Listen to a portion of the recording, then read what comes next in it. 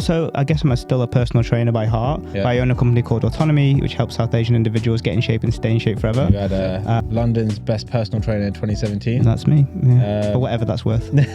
Plastic trophy. Yeah. I help South Asians transform their bodies without giving up South Asian food. Yeah.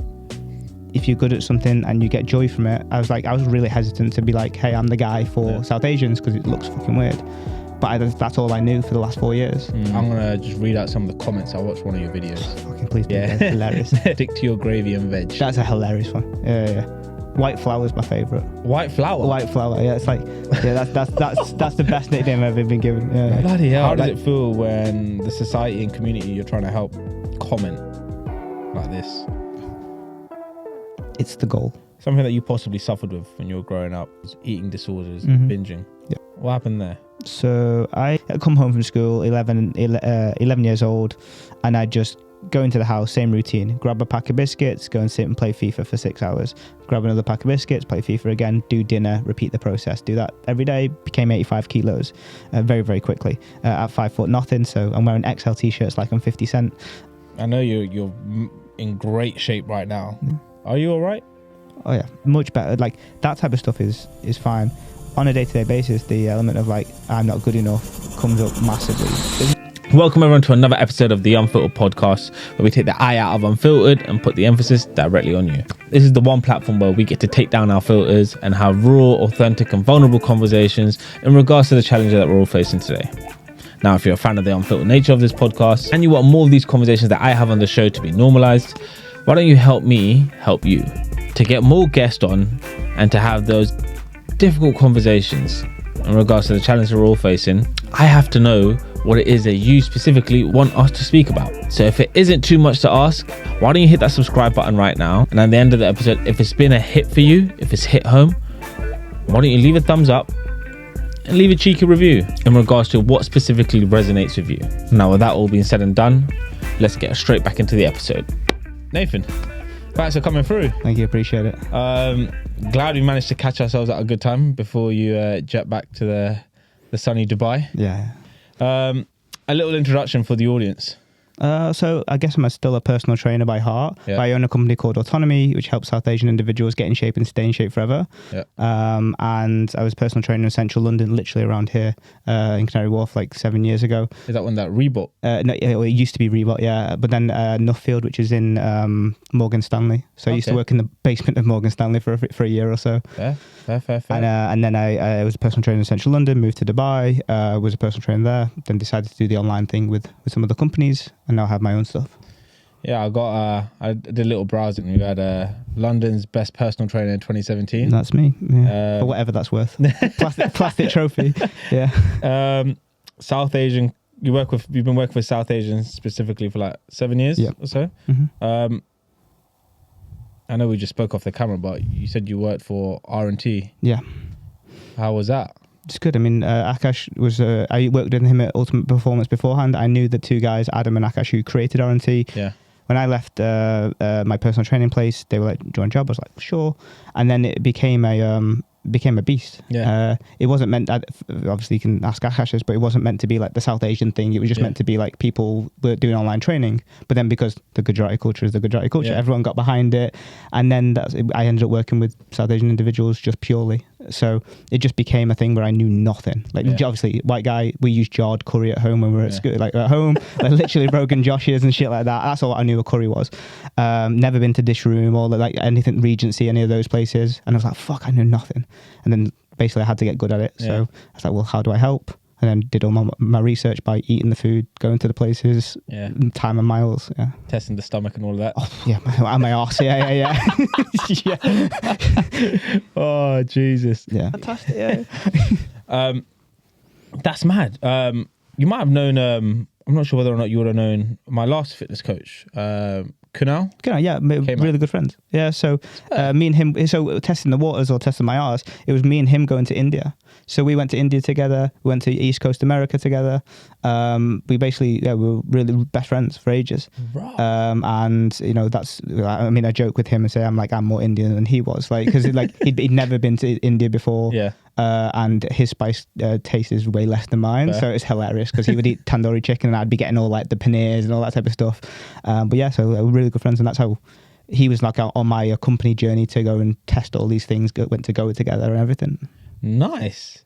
Yeah, man. Me and K-Mac. He's built something crazy. Oh, he's doing bits out here. I was working with him for a good year and a bit. Just after COVID, cut down, and then go through the whole process of reverse engineering so that you don't just put it back on.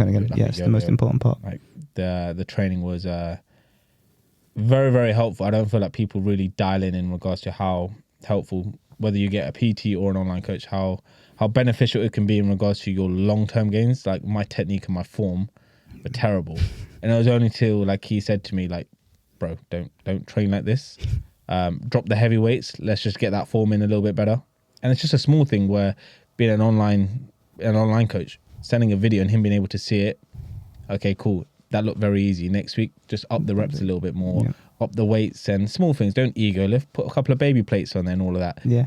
Massive, massive game changer. So, K-Mac, wherever you are, big shout out. I took this from your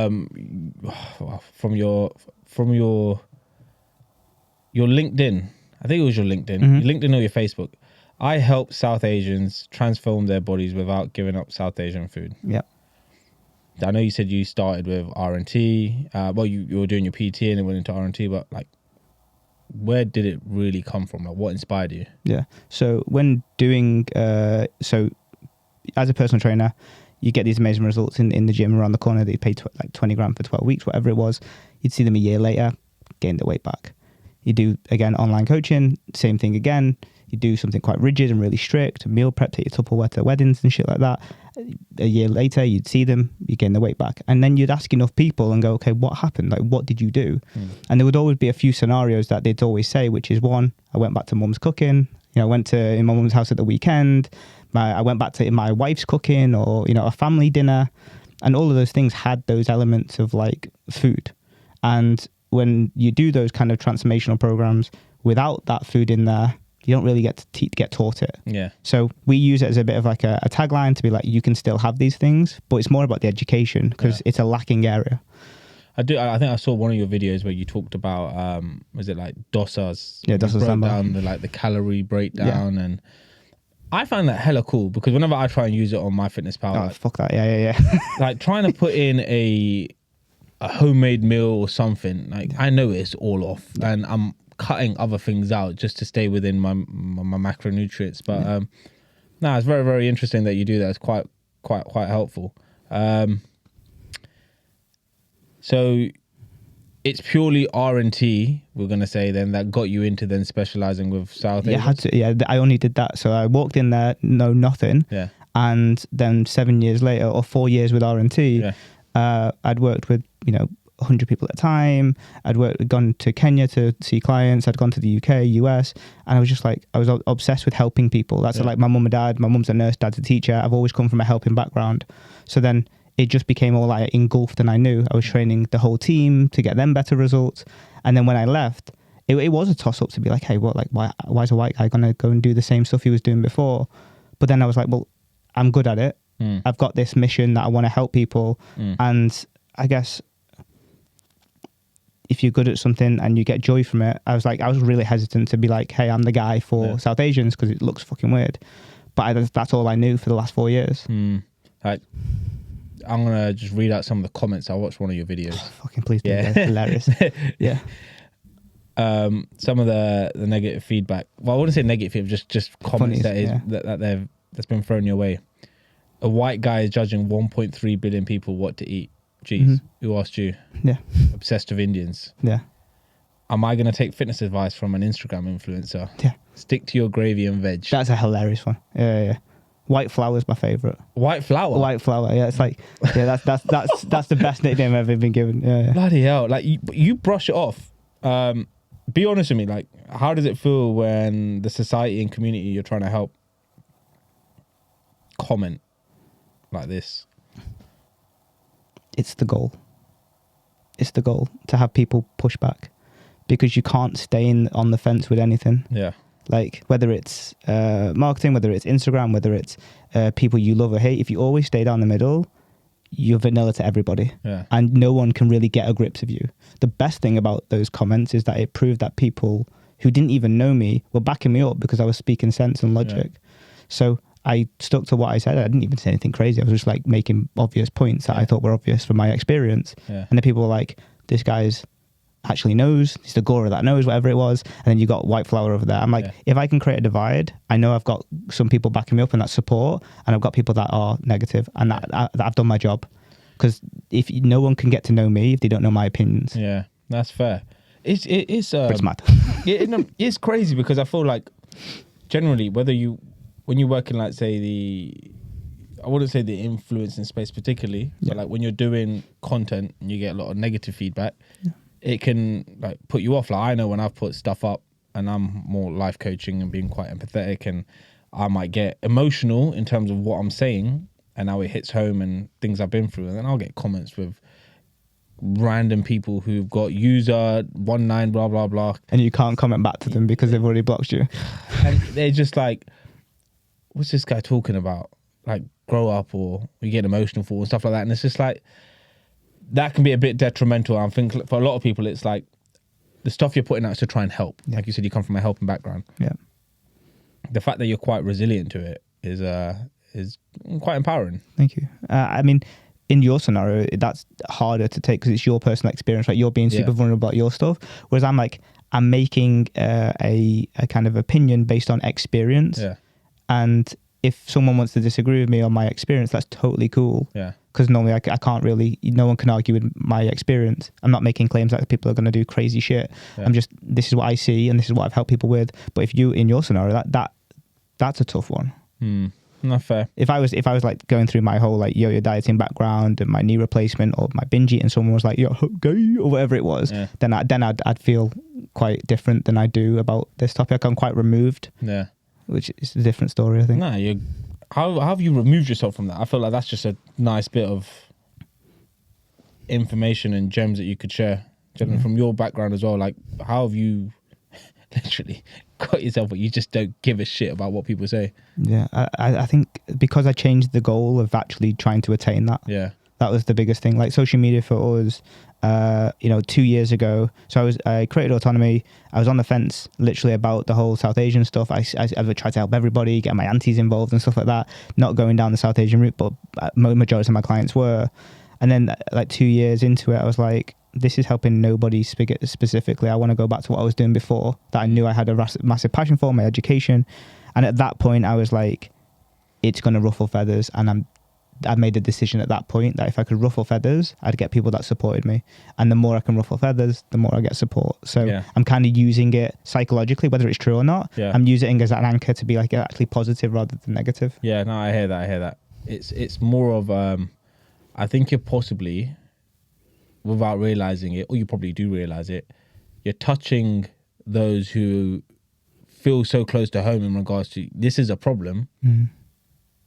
And the fact that you're sharing it, they're using your skin color as an issue versus actually tapping into the fact that it's fucking helpful what you're providing. Why is no one else in our community doing that? Yeah, there's a large question on that.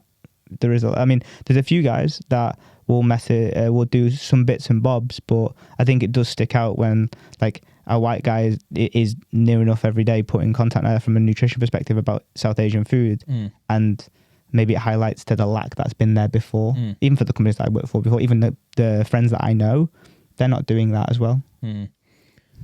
Out of curiosity, you're a trainer yourself. You've been trained in the past. Who trained you? So my degree's in sports injuries and rehabilitation. So I was a physiotherapist before I became a PT. I did all as part of that degree, you get a rehabilitation / PT certification. Yeah. And then I went to Ultimate Performance, which is like one of the gold standard gyms over here in London, and you get trained as you're part of their coaching, and that's where it became the London's best personal trainer from there. But in terms of like in the gym, an actual coach, getting you into shape, etc., and going through whatever cuts and bulking, like who's specifically trained you? Was there an individual or? Yeah, I got a therapist. That was the best one. Yeah? I've had a therapist for like 5-6 years now. Best thing I got. Have you ever had a fitness coach? Yeah, I've had like 10. So every year I made an option to be like, right, if I'm telling people to value PT online, well then, I need to yeah. So I wanted to understand. So my first ever coach was a guy called Simon Dutton, who is really, really cool. And he put me on a diet and then basically got me done for a photo shoot that highlighted my issues with eating disorders and binge eating that I had. Went away through kind of fixing that. And then over the last 5 to 6 years, I've maybe done 3 or 4 photo shoots. But it's only maybe the last 2 years that I haven't had a coach continuously. Fair. So yeah, there's always it's either a therapist, it's a mentor in business, it's a PT. Like if you can get that kind of triangle of self-development, your body, your mind, and your business, I think it's a powerful place to be. So when you've worked with these coaches, I presume you're not looking at their race or their background in regards to what they've got in their locker. It's what they bring to the table. Yeah. Like me, when I've gone to the gym and I've worked with PTs, I'm not trying to just base it on their skin color. Yeah. And I'm assuming you don't either when you worked with people. Whether it's more about the results you're going to get from the skill back end. set. Yeah. What skills do I want to attain? Do you feel racially abused? That's a good question. Am I frustrated that it's a natural precursor that there would be an assumption that I don't know versus assumption I do know? I don't know. I'm more like annoyed that we don't probe into the question or ask me what I know before they make that assumption. But it's like, I can't say that I feel racially abused. I just feel disappointed that we don't have conversations about this rather than assumptions. Because technically, when you're going through the basis of what's in certain foods, i.e. from the nutritional standpoint, you're just reading the information that's pretty much on the tin or on the packet. Yeah. And you've digested it in a way where you're going to make it very, very easy to consume for the person that's eating this food, possibly over-consuming or worrying about whether or not it's good or bad for them and avoiding it full stop and being quite upset about it. Yeah. It's weird because like I've had conversations on this podcast before where I've talked about where I've been, I wouldn't say racially abused, but I feel like people I've been around in with like the workspace have been just like ignorant, where people have just got my name wrong or just can't be asked to pronounce my name the right way and called me something else. And I've had like a number of interesting conversations around race and people's experiences around it. And for you on the back end of it, like you're trying to help this demographic right now. Yeah. And people are still abusing you, or I wouldn't say abusing you, but commenting and making you feel, we don't make you feel a certain kind of way, but I presume it does for somewhere. Sure. Yeah. I mean, a little bit. The best ones that you haven't seen is, I'll show you after the podcast, someone with like 8.4 million followers lives in California. Never heard of the guy. Yeah. Just messaged me because we offer like with a lot of people with larger followings. We're like, hey, do you want to come and do like some collaboration stuff? And he put, "Is this for reparations?" And I was like, okay, cool. And that's the first taste that I got of that. That was massive. That one was a bit annoying.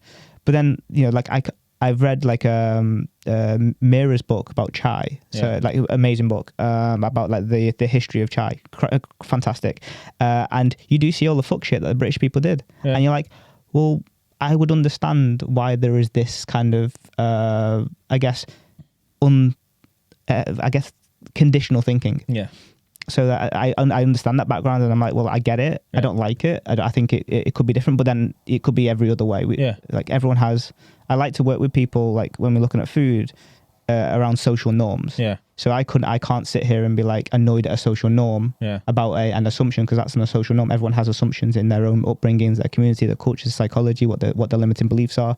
So I don't get annoyed at it because I actually want people to have social norms. I want people to live within them. So.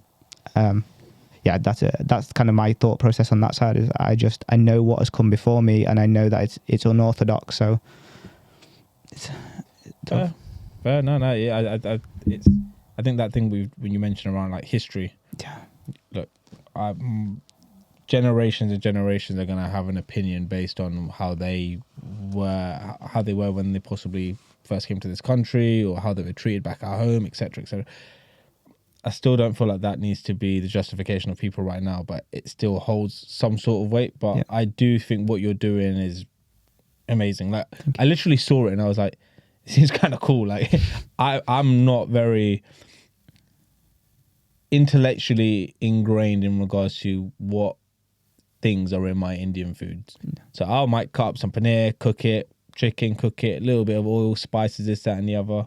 But best believe I love home cooking. Oh yeah. And if I knew the ins and outs of what's in, let's say, khichdi, for example, and stuff like that, it'd be a massive game changer in regards to how much of that I could possibly consume. Because when I've done cuts, mum, leave that aside, man. I can't eat that. And that's exactly why I'm doing it. Like, I'm going over the top with it and making it all about that. Yeah. So that people can balance out. We know, like, most of the people that we work with, the US, especially US love Mexican food. Yeah. Like, there's a half of the like East Coast Americans that don't do traditional food. They moved out when they were like 20, when they went to college, and then they only really picked it back up when Mumsy moved back in when she was like 40, 45. Yeah. There's a 30-year period where people are eating single ingredient foods. They're eating the chickens and rices, or the sweet potato this, or the lasagnas, or the Mexican food. So it's not for everybody all of the time, but there is always across a year period, because of the social calendar, which is yet to be topped in any other community outside of the South Asian community.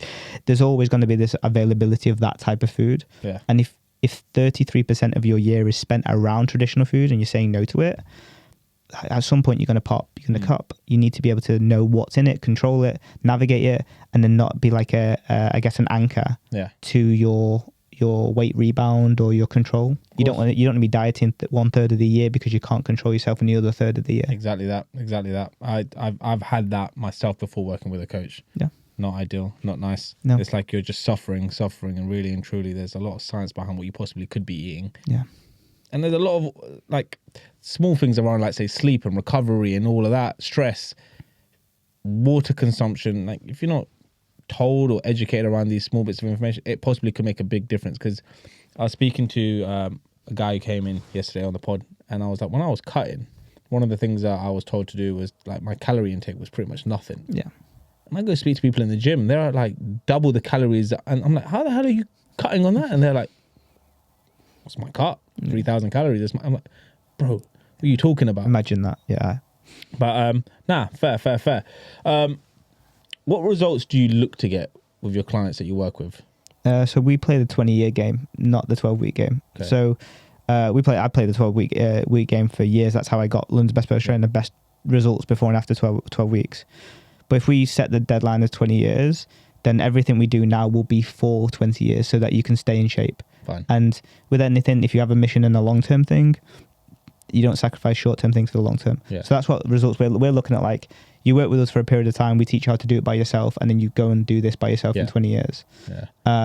You're not hand-holding them for the rest of their lives, essentially. Because it's like I've learned Spanish, and I might be rusty at it right now, but I can pick it back up very easily, and I'll know my words that I need to get by. And everyone's got a parameter of what they need to know or want to know in a particular topic. I don't really know that much about finances and budgeting, but I can get by on some investments, some savings, what to do with my salary and not go broke. Yeah. But I'm not going to be there sitting on crypto or property, whatever. It's like a relative amount of information you need, and we give people enough to what they need to sustain for 20. Yeah, that's their lifestyle. Basically. Yeah, it's a lifestyle, and that's why the food has to be in there when we're looking at that 20-year thing. So if the average, because majority of your customers you said are based out in the US, UK, Kenya. Fine. So how does it work if someone says, all right, Nathan, I heard your episode on Unfiltered, definitely want to work with you. How does it all work out? So we look to do like a year. So they can sign up for like smaller packages, but generally we want to do two things: diet and then anti-yo-yo phase. Yeah. And then we kick you out. Fine. If you have a deadline, as you know, if you've had a cut, you've had a deadline for something, you can work psychologically better to it. So we have a cut deadline, and then we have a kicking you out deadline. And if you follow that process, we can teach you the dieting skills, we can teach you the maintaining skills, and then basically you can then, if you want to go back into a diet in 2 years' time because you've had a bit of a holiday, you know how to do it that side of things. Yeah. So we usually kick them out. It's like, thanks, bye. Yeah, because the true test of autonomy or control is if they can do it without you. If I don't step away, there's always even though people say it's optimized, it's accountability, it's better for you. If you can't do it without that person being there, that's actually a form of like I forgot what the word is, but it's like a crutch or it's like a necessity. You need them there. Yeah. There's a particular word for it, but like I forgot it now. But basically, it's like you're basically there and holding their results at ransom for them because you're like that key person. Yeah, it's a tough one to dwell into, because I feel like I'm similar, where I don't want to work with my clients for the rest of their lives, but I also want them to know that by working with me, you have an avenue to begin with. And hopefully by working with me, you realize that me being the one person you can speak to on a deeper side of things, that's applicable to anyone now. Yeah. And on the flip side of it, in terms of holding yourself accountable, you know all the things you should be doing. The problem is that things might just get in the way, or the easy thing to do is not to do the things that you need to be doing. So, but no, fair. I like that. You kick them out. That's good. Yeah. It's very interesting. I don't really hear many people actually have that within their... It's not a good business model, is it? Well, it's an interesting one, because it's like, ideally you want to retain some form of income, like guaranteed income coming in. Yeah. But I suppose from your perspective, it's a case of, no, what I'm trying to show you is that you can do this alone. Go and do it. Come back later on the line if you want to do a cut again, and you know the stuff. Yeah. Keep cracking on. Share the word of what we do, and the way that we hope to see it is like, you see all these people that do cuts and like, oh my God, great shape. And then 6 months time, they gain the weight back. So their advice or go to this person kind of gets nullified by them gaining their weight back. We just have people now that have been in shape for 3 to 5 years. Yeah. And they're like, you're still in, like that. People are concerned that they're still in shape because they're part of that 5% that actually keep it. Like, oh God, you're still looking great. Yeah. That's when we get the referral. That was like one of my problems. Like after me and K-Mac, I said, look, bro, I'm battered now. I'm not going to be able to diet anymore. Did the reverse engineering, and I was like, okay, cool. I'm going to crack on. I think there's nothing more I reckon you can possibly teach me that I'm not really well equipped for. I think you've given me everything I need on that front. And he was like, okay, yeah, cool, sweet, crack on. Just check in as and when you want, just to give us a little feedback if you get any injuries or anything. And it's like in my head, I'm always thinking about what he taught me during that process. Number of sets, progressive overload, what are my goals, and let's be realistic with them. You're not going to be able to shred the weight that quick, because look how long it took you for this, and the calorie deficit, etc. So respect your body, listen to it, don't try and be a hero, don't ego lift, all of that stuff. So it does hold dividends. I'll give it that. One thing I heard you say, and I jotted it down as you were speaking, was something that you possibly suffered with when you were growing up or during your phase of training, was eating disorders and binging. Yeah. What happened there? So I know now what it was, because you never know in the moments, but from the ages of maybe, I don't know, I didn't see it as binge eating. I just said it as like my normal lifestyle. I'd come home from school, 11 years old, and I'd just go into the house, same routine, grab a pack of biscuits, go and sit and play FIFA for 6 hours, grab another pack of biscuits, play FIFA again, do dinner, repeat the process, do that every day. Became 85 kilos very, very quickly at 5 foot nothing. So I'm wearing XL t-shirts like I'm 50 Cent. That didn't go down very well, and I wasn't quite cool. But basically, over my 20s, I developed like this uncontrollable eating. So I would wake up in the middle of the night. I'd be at the fridge. I'd be eating with chocolate in my mouth, and I'm waking up doing that. I'd even to the point where I would like batten the door in front of the bed in front of the door, and I'd still find myself there in the morning. Crazy. And obviously you feel quite uncontrollable. You feel like, what's wrong with me? That type of stuff. So, it got worse as I was dieting. No shit. Like the less food that you have available, the less enjoyment you're having. I would wake up and I would, even when I went to Dubai, I'd be having like making protein shit in the only thing I had in the cupboard was protein powder, and just mainstreaming that with water. And it just got so bad that any time I dieted, I would gain it back. But what happened is I had a knee issue when I was like 5. I got osteomyelitis, so an inflammation of the bone. And 2 years ago, I had a knee replacement. I had it in Dubai.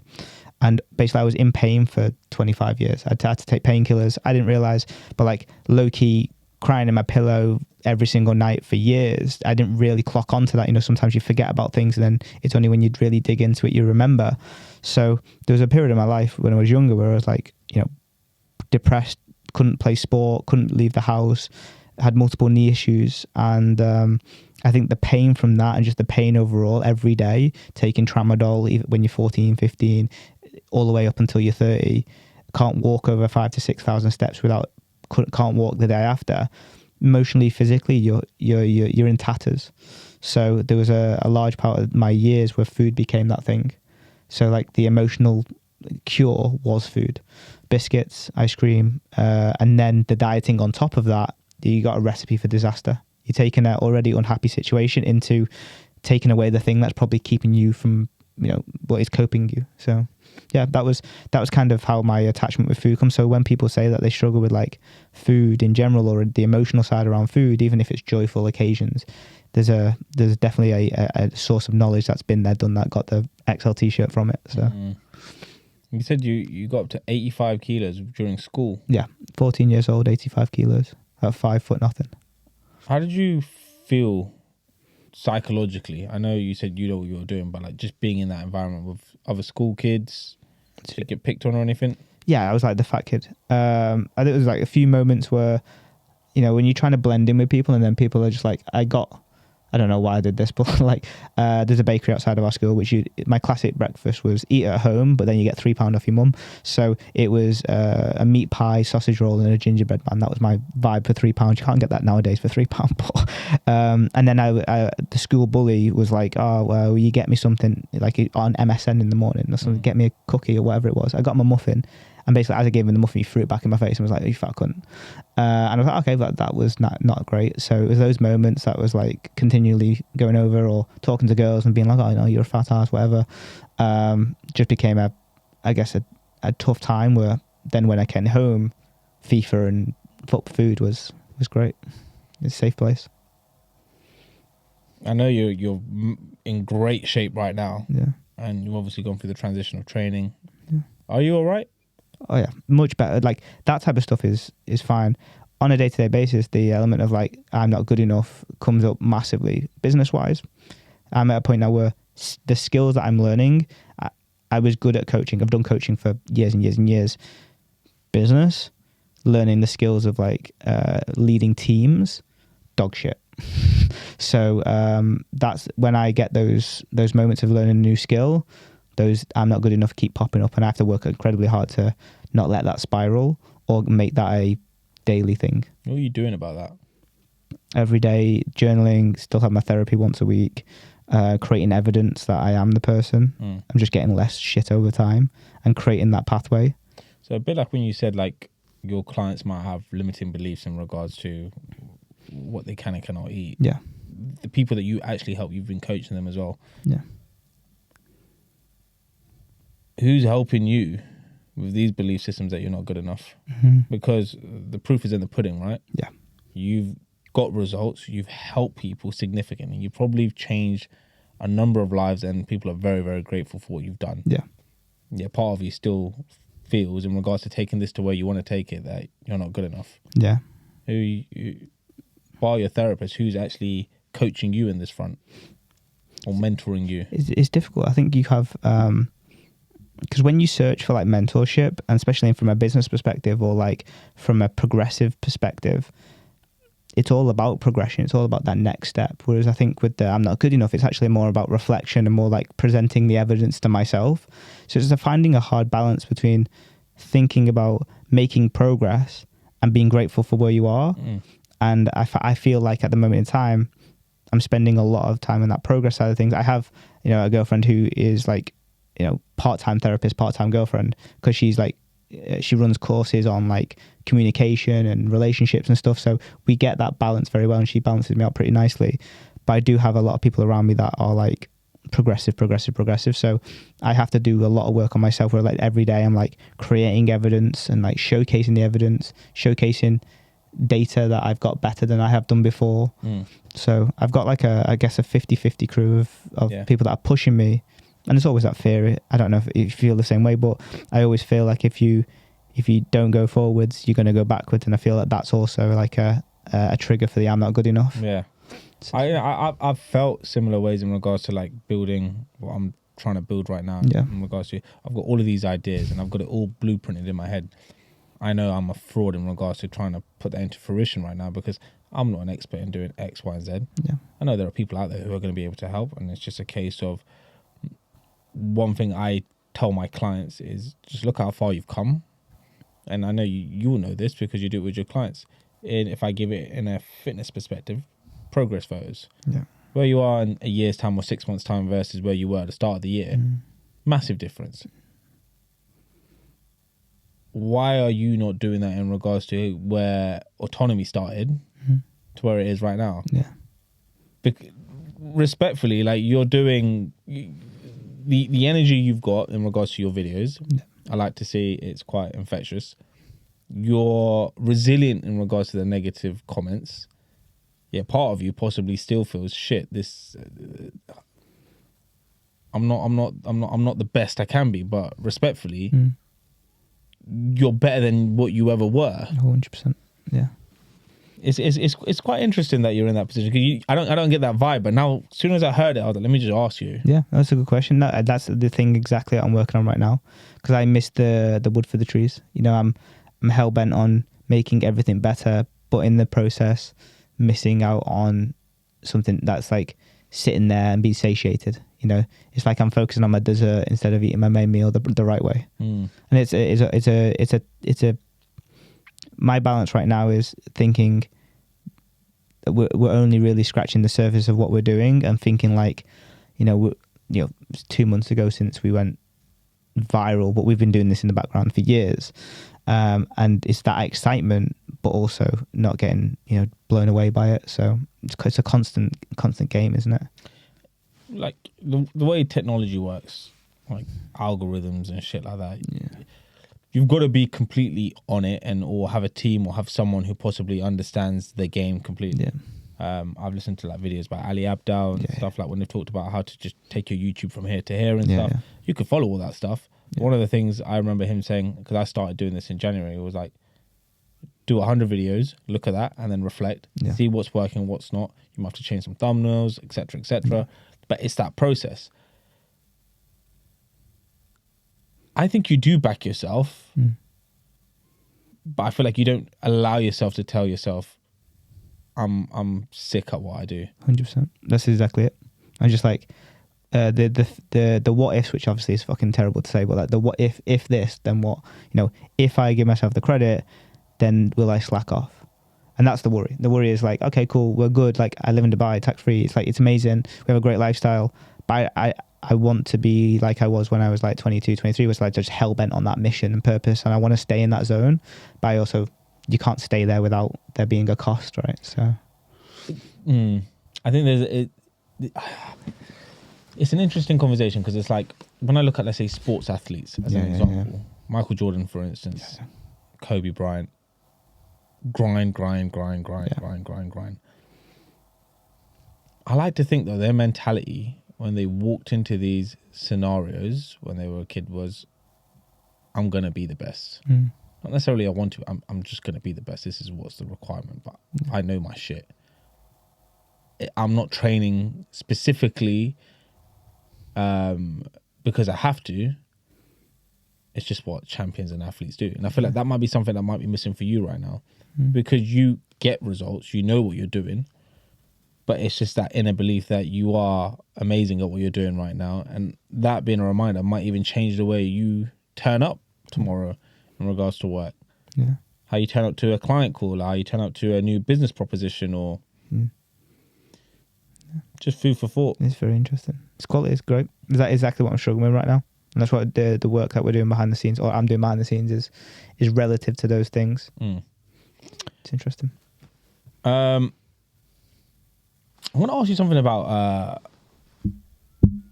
in regards to physical fitness and the link there is between physical fitness, so basically what your clients do, and their mental health. Yeah. What is the link you feel there is between the impact of the two?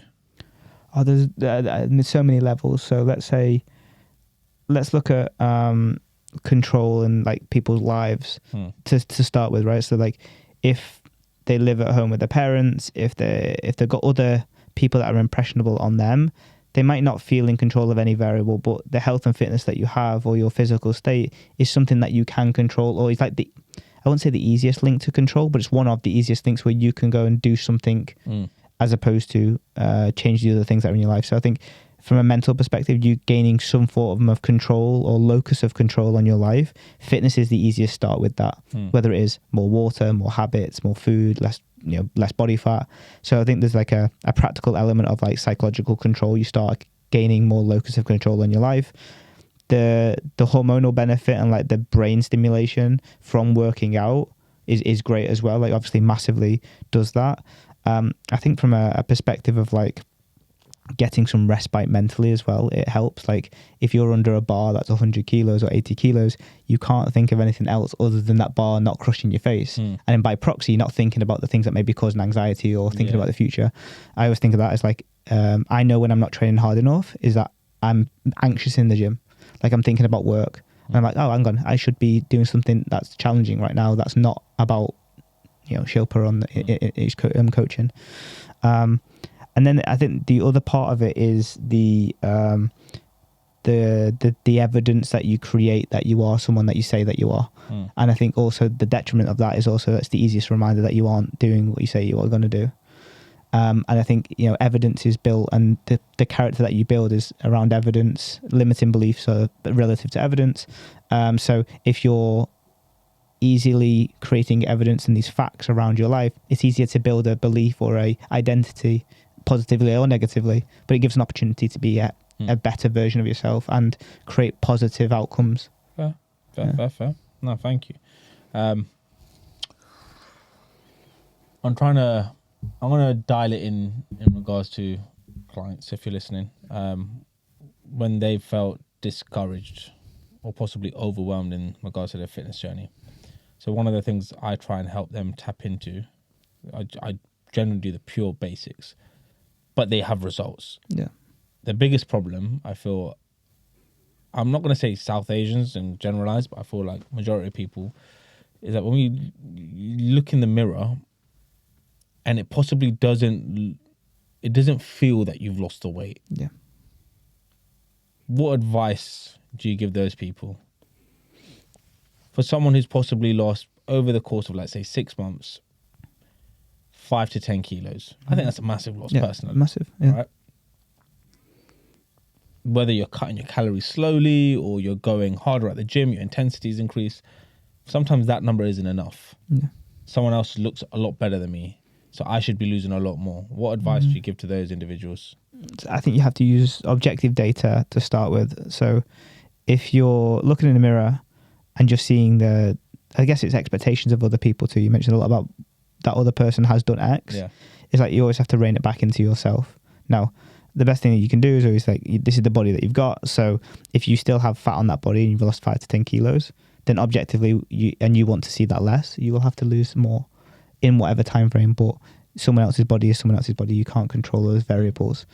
But if they can't see it or they can't notice it, there's a few things. Like most people don't like to get new clothes, so they look like they're wearing like hangers. When you hang your t-shirt up and it's wide, so they won't change as they change. So they won't get new jeans, they won't get new t-shirts, so they can't feel that kind of shape coming through the t-shirts. I recommend everyone go to, like, if you lose 10 kilos, you should go to Lululemon and get yourself a nice new sports t-shirt or like vest to notice those changes on how things feel, because our skin has perception, but it also gets used to the eyeball. So every morning you brush your teeth, you see yourself butt naked in the mirror if you like that, and you won't notice any differences. I call it the mirror test. It's like for when we stop dieting with people, it's like if you're brushing your teeth in the morning and you look in the mirror and you like the way you look, that's when you stop dieting. But for other people, they could do that every day and not notice a single change. So you use clothing, or you use measuring tapes, or you use scale weight as an objective way to say we're making progress, but we might not be there yet, which is totally cool. It's okay. No, because I like that about clothing, because I realized that when I started getting into like the Black Friday Gymshark sales and all that, when I look at myself in the mirror, I'm like, I might not feel as big. I do feel like I'm getting bigger, or I'm putting on some size. I'm like, I'm fitting this out a bit nicely. And the scary part of it is like the jumper's a little bit bigger than it used to be, or I used to wear mediums, but now that's a bit tighter. This is strange, because like I'm not lifting as heavy as I possibly would because I've had a few injuries. I've taken the eye off the weightlifting goal because I'm focusing more on golf and flexibility and stuff like that. But it's crazy. Yo, I might have to start fixing up a little bit and getting a bigger t-shirt because it's getting a bit uncomfortable right now. Like the number of weddings I've gone to over the last year or so, standard medium white shirt will do the job. Like it's killing over here. I'm thinking my forearms haven't gone big, but maybe they have. I just don't know, right? Yeah. But no, I like that. I tell my clients this. I'm like, you need to remove yourself from what other people are doing because genetically everyone's built quite differently. Yeah. I've got people in the gym who can just eat biscuits, cookies, and shit food, but be ripped all the time. Yeah. Genetics. It is what it is. And there are people who take stuff. Yeah. Yeah, we don't know what people are doing. Whether or not you're trying to like build glutes, I don't know whether people are doing any forms of surgery or injections and stuff BBLs, like that. Are people whether you want to get ripped or not? Are people taking some sort of steroids or stuff like that? Like you generally don't know. Yeah. Performance enhancing drugs and all of that. I think the biggest takeaway I had was realizing that if I want to be, this is what Kunal said to me, if I want to be an athlete, you've got to remember, like they're getting their foods cooked for them by a chef. Athletes, they're getting chefs cooked for them. They have a training plan, and it's a case of their job is to be in the best shape possible. Yeah.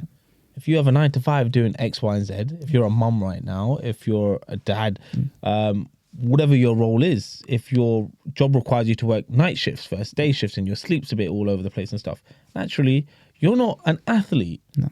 So you can't treat yourself to be an athlete because your body isn't functioning like that. Yeah. You're not doing 3-4 hours of training a day, getting to eat meals on a plate for you. No. Like, that's not your life. So take that into major consideration. Like, you can get very, very close if you work hard. Yeah. But then what are you sacrificing on the back end of it? Yeah. Your socials? Because some of them might not socialize the way it looks like sometimes they socialize when some of the boys are going out. Yeah. But respectfully, like to stay in that shape throughout a whole season, if we're looking at footballers, they're going through that graph consistently. So don't forget, they don't get to spend Christmas the way you spend Christmas. They're not spending New Year's the way you spend New Year's. It's very, very different. So take a lot of that into consideration. I do feel like a lot of people just get upset, and it's a case of always remind yourself of how far you've come and use that as an indicator that, okay, cool, you might not be happy with what you're seeing, but be damn grateful at the fact that you're not the same person you were 6 months ago when you first started this process. 100%. And because you've done this, you've proven to yourself you can still carry on. So use it as motivation and fuel versus disappointment. Exactly that. Yeah. It's like another thing that we use as well when we're looking at these scenarios. We also give people like the cost of being the person they're trying to aspire to be. Like you said before, they're not spending weekends like you. So we always like say to people like, okay, so you're disappointed that you didn't lose a kilo this week and you're only losing half a kilo. Okay, so if we could rewind a week, would you be able to fit in 20,000 steps last week? No. Okay. Would you want to do 20,000 steps last week? No. Okay, well then, can you see how the expectations of something isn't we always like the cost and benefit. I think that was taught to me in therapy. What's the worst case scenario has been taught to me in therapy. I use those variables with clients to get their own autonomy, because what they'll do is most people go towards their priorities, right? So, look at the outcome. You're wanting this over there, but you're only seeing the positive part of what they've got. You're not seeing the negative. Yeah. So we highlight that negative. Yeah. Okay, you want to look like me? Okay, cool. Let's do 10 years of weight training and hit 4 protein servings of chicken every day for the next 10 years. Would you want to do that? No. Okay, well then maybe we should look somewhere else. Exactly that. Like I've got Whoop now. Yeah. Bloody useful and quite weird as well. Yeah. Addictive in its own way when you're checking it first thing in the morning. But like, I realise that I'm playing stupid amounts of golf. Now, if you tell me, all right, okay, you want to be stronger, you want to be lifting this certain weight on your bench press or shoulder press or your squat game, etc. Okay, cool. We're going to have to sack off all the golf because respectfully, you can't be doing 4 hours of walking, 3-4 hours a day, feeling a certain kind of weight to then come back in the gym. It's not going to work like that. No. But you can grow in size. Yeah. It might just be a different way of doing it and be cool with that. Yeah.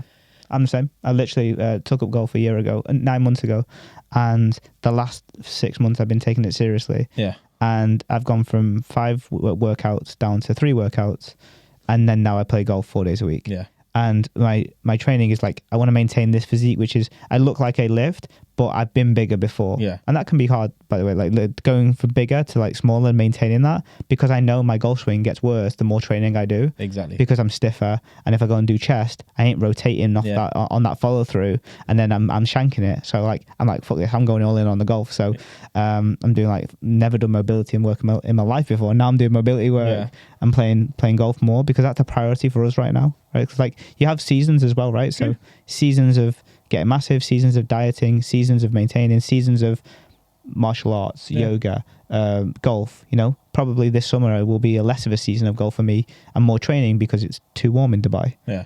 And you just flow with the seasons. 100%. But then your expectations also have to manage.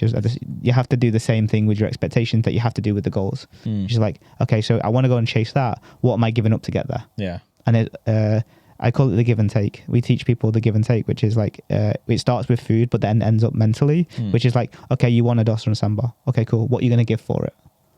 And then, okay, cool, you want chevro and chai in the evening. Okay, cool, what are you going to give for it? You want to go and have some drinks at the weekend. Okay, so what are you going to give for it? And we always teach this relationship between give and take, because expectations and reality.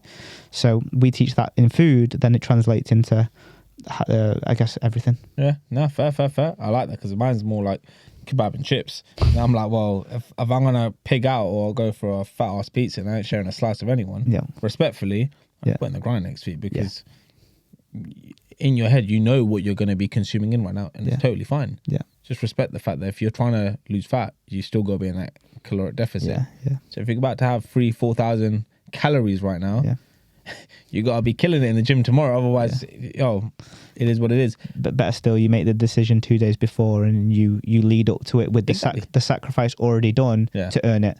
I also feel like some people they get too sometimes bogged down in with like the day, rather than looking at it from a weekly perspective. Yeah. Because I remember when I first started doing this, I thought, I diet for 4 days, I can pig out over the weekend. And then I realized like those 3 days on the weekend, that overconsumed, and it was just a waste of time. So if you are going to diet that hard, just be mindful in regards to what you are going to do. And if it's one day it's fine. K-Mac was always like, don't call it a cheat day. We don't want to use that language kind of thing, because in your head, it's then you're feeling guilty about stuff. Eat what you like. Yeah. You can always go out and have the 1 plate rule, where you have bits and bobs of like, you don't have to be. You just got to be mindful that this is still one of your goals for the year right now, for the next 6 months. Yeah. Keep that tuned in, run with it, see what happens. You want to make it a lifestyle thing. Yeah. Last question before we wrap up, because I feel like we started with it and then we dove away from it, and I feel like it would be a nice way to finish this off with you. What changes would you like to see in the fitness industry to better support diverse communities? Oh, good question. I could be biased, obviously. I think more has to be done to look at that 20-year picture, and then that's where the information should be distilled from, not in the opposite way, which is like, how do I lose the most in the next 4 weeks? How do I lose the most in the 8 weeks? If we have more people speaking about how we're going to keep people away from type 2 diabetes when both their parents have got it, and there's a 77% chance that you're going to have it, how do we keep people away from that? And then work backwards on those things. The conversation changes dramatically, because the conversation right now is like, get results, do a phase of dieting, and then hopefully maintain it. Whereas to get 20 years, you need to cover all bases: homework, social, travel, holidays. You need to have the skill set for all areas. So I feel like, and then the food side of things, I think there needs to be like, and we're trying to do a good job, is just like, there's never a no to what food that you want. There's just a how to. And I think that's where a lot of the coaches will need to excel their information, because a lot of them are not coming from they don't eat the traditional food themselves. So having that diverse community supported with, this is this is that, this is when your mum makes pav bhaji, this is when you have chevro, this is when you do this. Just teaching people how to do it, and then they can make a decision. If they're big enough and ugly enough, you can make your own decision on whether you want it or not. Yeah. Or whether it's worth it. Because there are like hacks into making specific traditional food healthy. Yeah. And like I realized this with some of the stuff that I was cooking, and we've got an air fryer. Yeah. Game changer. Just completely. Yeah. Less oil and all of that stuff. Yeah. in terms of our flavoring within our food. It's a big difference when you've got that oil in there and the extra little bits and bobs. But no, for sure. I like that. What would you want to see? How do you still want to be perceived in the same light, or do you want that to change over time and people respect you in regards to the difference you're trying to make, or are you happy with people hating and being that way inclined? Be honest with it. I'd like people to be like, I appreciate what you're doing. And when I get messages like that, I've never had messages like that before, but now we're getting them just from randomers looking on Instagram. It's really nice. But it won't change how I do or what I do. The goal will still be that 20-year thing within the community. And if people want, if I get more people supporting it, then it'll be amazing for the change that you get, because people will share that and share the mission.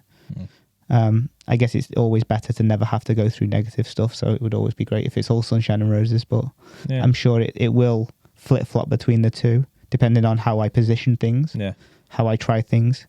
You know, we get a lot more skepticism and negativity from people that don't know anything about what we do. But then 3 months down the line, I'd like to convert them. That's what probably I'd like to be seen in that light, where I thought he was this, he's actually this. I'll follow his stuff. Maybe it might be a good idea later down the line to maybe do something live in front of people who have got opinions, just to be able to dish out the harsh truths, because I feel like that's what it is. I feel like generally, like we said earlier, people might be criticizing you because they're like, who are you to tell me? And respectfully, you're not telling them anything. You're just providing them with evidence on information that you've gone out of your way to research, just to give them a bit of extra help and assistance if they're feeling a certain kind of way in regards to their dieting or their nutrition. But love. Much appreciated, Nathan. No, appreciate it. It's good questions. Thank you. Where can everyone find you? Nathan.autonomy on Instagram, and I guess we've got like a new website, southasianfatloss.co.uk. Yeah, I'll plug that all in anyway. And if there's anything else that's coming up, by all means. We're actually making a community. Basically, it's a course going through the genetics of the South Asian body type, how to change it, navigate it, hormone differences, the history of type 2 diabetes, what happens, how does type 2 diabetes end up in cardiovascular disease, where the South Asian community have a higher mortality of cardiovascular. Basically, we're going to want a course where people can just go, oh, this is what's gone before me, here's how I can change it. And there's just education on that too. So it's not out yet, and we're still doing videos, but that'll be something for the future. Yeah, sure. This will be coming out in like, if not next month after. Sweet. But by all means, we'll definitely plug all of that stuff in. But no, it's been hella grateful for me having you here today. So yeah, big thank you. Appreciate it.